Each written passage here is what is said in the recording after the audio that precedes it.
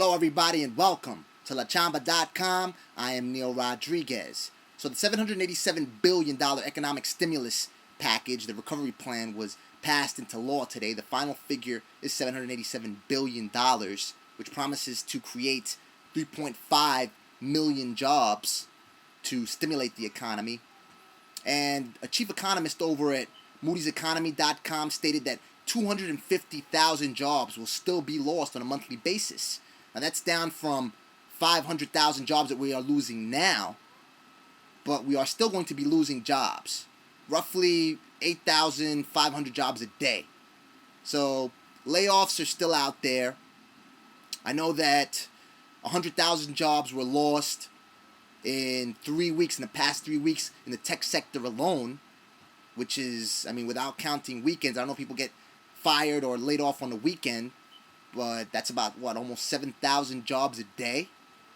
So you still have to look out for the potential signs of a potential layoff in the workforce. Now, I was reading through AskMen.com. They had about 6 ways for you to tell if you are about to get laid off.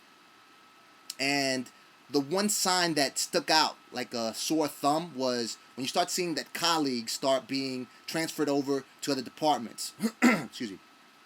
I know my aunt's husband got laid off about a month ago.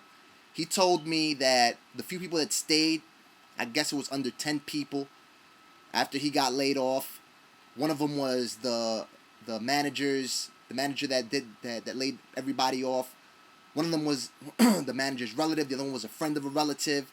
The other one was taking all types of new positions all the time, was always switching around, always open to new opportunities. So it kind of proves what that book of which I spoke, argues, which is about 73% of terminations are based on personality issues. So even layoffs, when they are executed, they're mostly based for emotional reasons rather than logical reasons. So if you have some type of bad chemistry with your immediate supervisor or with your manager, you have to start to make amends as of now. I'm not condoning any type of brown nosing, but you have to make your work shine. Go that extra mile. Start networking with people with whom you may be able to work in other departments that do have a higher demand for more manpower or woman power, because that may be your next boss. It may be your next supervisor. So start to get to know more people. Keep your ear to the grindstone. Ensure that if a layoff does come and you can't avoid it, start to update that resume. And keep it fresh with all of those accomplishments of which I spoke. Those accomplishments that address all of the needs that a prospective employer will post on a job advertisement. And when you state those accomplishments, don't state those accomplishments with percentages. State them with hard facts, hard numbers. So for instance, some people say, I increased revenue by 50%. 50% of zero is still zero. State I increased it by $10,000, by $30,000, $40,000, $50,000, whatever the number may be. You no need to inflate it. Just package it in a way that it'll make you the ideal fit to the position for which you are applying. So keep doing that. Update that resume. Dust it off.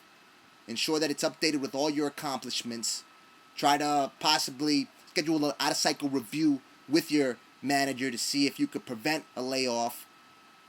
So you could avoid being one of the victims of the layoff.